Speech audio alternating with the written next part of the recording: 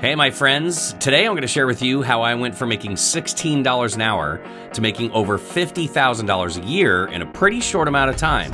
This is Rebuilding Me Brick by Brick, and I'm Sal DiGuardia. For the first 3 years after my divorce from my first wife, I bounced around from multiple jobs. I went from being an on-air personality at a radio station to working on helicopters, to selling cars, which I was not very good at, to working at McDonald's, to waiting tables, and then finally landing a pretty decent job at a call center taking phone calls for $16 an hour. Not a ton of money, but it was enough that I was able to upgrade my diet from eating ramen every day to eating actual meals of food. Within 2 years, I went from taking phone calls to receiving 2 promotions and going from making $16 an hour to over $50,000 a year. How, you ask? Well, before we jump into it, let me ask you to do this.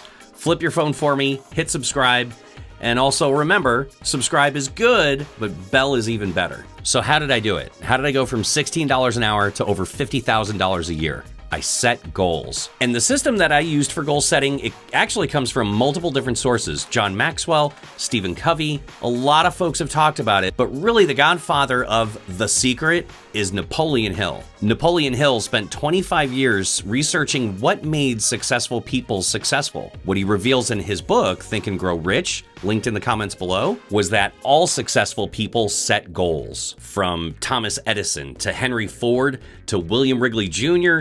to John D. Rockefeller and many, many more. And today I want to give you the tools that help me achieve every single goal that I've ever set for myself. And it all starts with this and this. Pro tip number 1, it doesn't have to be perfect. And if you don't have a $5 journal, you can buy a $1 notebook. Just a spiral will do. And you can see I've even got some of my goals written on here. Or if you're really on a budget, you could just borrow some loose paper. So I've done the same thing before, and I've got tons of goals on these, plus this one that says Mississippi Squirrel Revival. I don't even know, what does this mean? Regardless of how you do it, you just need to determine what is it that you want to achieve. Now, if you're like me, you may have a million different ideas about what you want to accomplish, but I'm going to ask you to just narrow it down to maybe the 1, 2, or 3 top things that you want to achieve in your life, just so that you can see this actually works. What was shared with me early on in my journey and what I've shared with others is maybe just narrow it down to the top 3 that you think are manageable. But dream big, have some fun with this one. I want to be a broadcaster on Mars. Sure, that's a big goal, but I actually have a plan for it.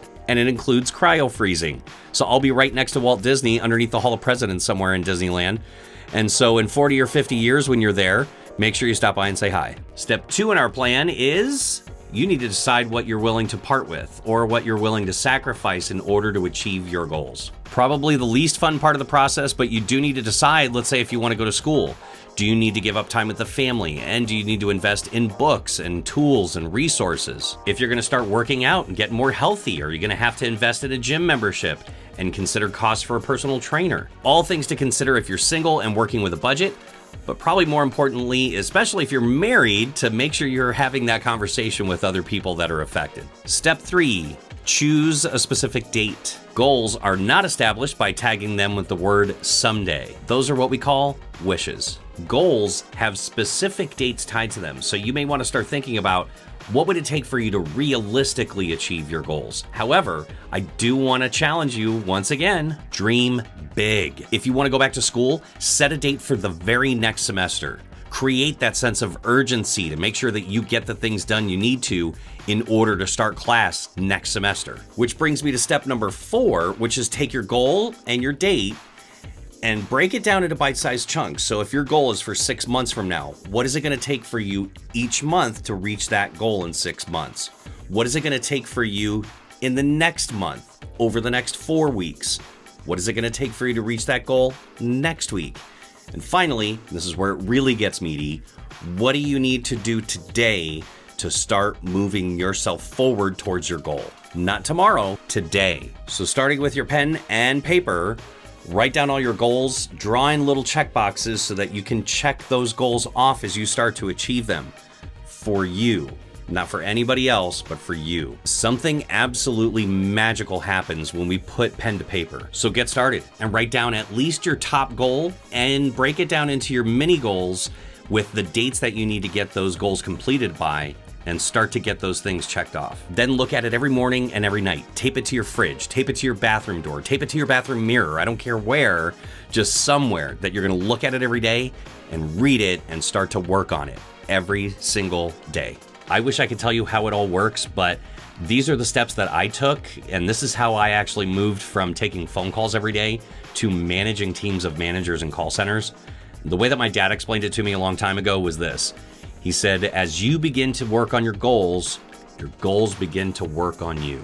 I can't wait to hear from you and to hear what your goals are in the comments below, and also how you're doing with achieving your goals. So be sure to come back and comment with your success story as soon as you reach your very next goal. And I'll see you on the next Rebuilding Me Brick by Brick next Wednesday.